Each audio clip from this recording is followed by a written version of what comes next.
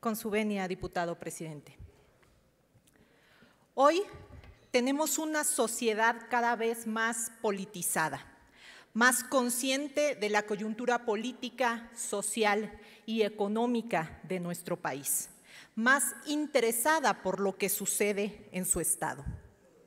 Aquí ya sabemos qué es lo que va a suceder, pero el sentido de nuestro pronunciamiento y la potencia de nuestra voz es lo que quedará en las memorias y pasará a las crónicas de la historia de México. Seamos muy claros, compañeras y compañeros diputados. La llamada reforma de supremacía constitucional tiene solamente dos objetivos: la venganza y la violación a los derechos humanos a través de la Constitución. Primero, la venganza. Este gobierno es cada vez más predecible. Por cada intento de acotar y de controlar sus ansias de concentración del poder, quieren modificar las leyes y ahora la Constitución para destruir, anular y silenciar a las resistencias y a las voces de la oposición.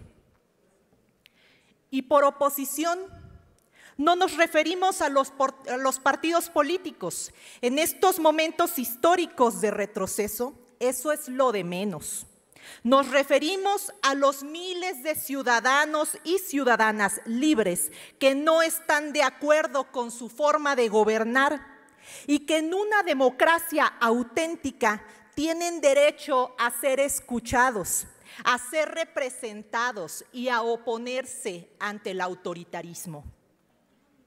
Esta reforma es un engranaje más de una vergonzosa cadena de venganza en contra del Poder Judicial, por haber actuado como contrapeso a lo largo del sexenio anterior.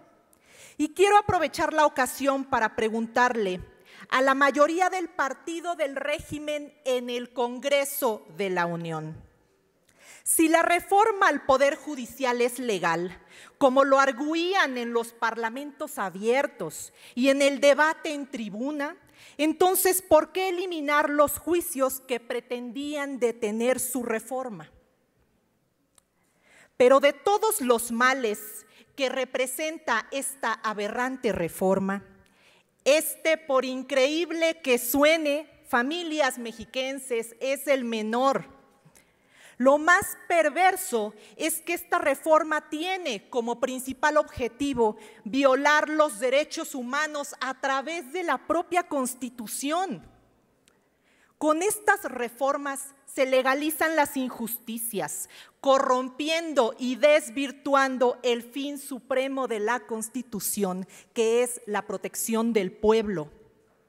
La Constitución, familias mexiquenses, es la fuente de sus libertades, es la fuente de los derechos humanos. Obliga al Estado y a los gobiernos a promover, garantizar, proteger y respetar los derechos humanos. La Constitución, cuyo contenido tiene el amparo, las acciones de inconstitucionalidad y las controversias constitucionales que hoy se pretenden limitar, ha hecho de estos los mecanismos de protección de los derechos humanos. Son la herramienta legal y pacífica de defensa del pueblo contra los abusos del poder, los existentes y los posibles. ¿Qué pasará el día de mañana cuando expropien tus tierras y la propiedad privada por interés nacional? ¿Qué pasará el día de mañana cuando confisquen tus ahorros por interés nacional? ¿Qué pasará el día de mañana cuando limiten aún más el agua, por ejemplo, por interés nacional? ¿Qué pasará el día de mañana cuando restrinjan la energía eléctrica en tu casa y en tu negocio para priorizar el abasto de la luz a sus elefantes blancos por interés nacional?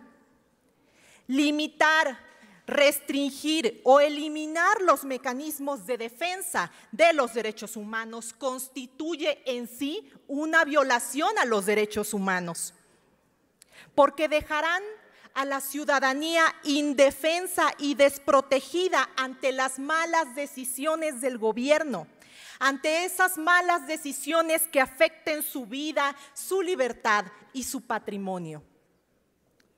Pero cada vez que pensamos que no hay nada peor, continúan sorprendiéndonos. Esta reforma guardó el tiro de gracia para el final, violando el principio de irretroactividad de la ley, estableciendo que todos los amparos, las acciones de inconstitucionalidad y las controversias constitucionales que se encuentran en este momento en trámite y en estudio del Poder Judicial deberán ceñirse a las nuevas reglas constitucionales que están imponiendo. ¿De verdad creen que esto solamente va a impedir que la reforma al Poder Judicial sea declarada inconstitucional o inconvencional? No, la realidad es que con esto no solamente obstaculizan esa acción de inconstitucionalidad y otras, sino también eliminan la posibilidad de justicia y de tutela judicial efectiva de miles de mexicanas y de mexicanos que se encontraban en espera de la resolución de su amparo. Por ejemplo, los más de 38,000 personas privadas de su libertad en todo el país, principalmente mujeres, sin contar aún con una sentencia debido a la prisión preventiva oficiosa, que actualmente se encuentra establecida en el artículo 19 de nuestra Constitución, que ya fue declarada como violatoria de los derechos humanos por la Corte Interamericana de Derechos Humanos.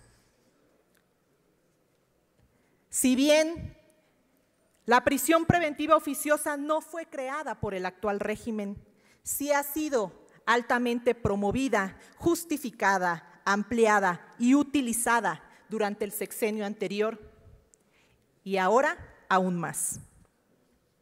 Acción Nacional fue el promotor de la reforma constitucional más amplia, proteccionista y garantista de derechos humanos establecida en el primer artículo de nuestra Constitución en el 2011. Así que con esa profunda convicción de que los derechos humanos deben de tener la protección más amplia, irrestricta e incondicional, en el grupo parlamentario del Partido Acción Nacional votaremos en contra de esta minuta.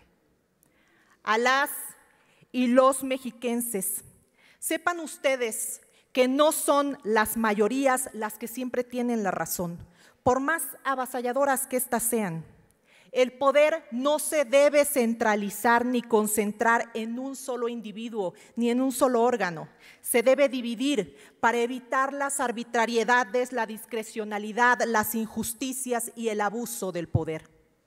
Compañeras y compañeros diputados, en el Estado de México aún podemos ser ejemplo de la construcción de andamiajes jurídicos verdaderamente eficaces y garantistas y no de simulaciones y retrocesos en la protección de los derechos humanos. Es cuanto, diputado presidente. Gracias, diputada Joana. Cedo el uso de la palabra al diputado.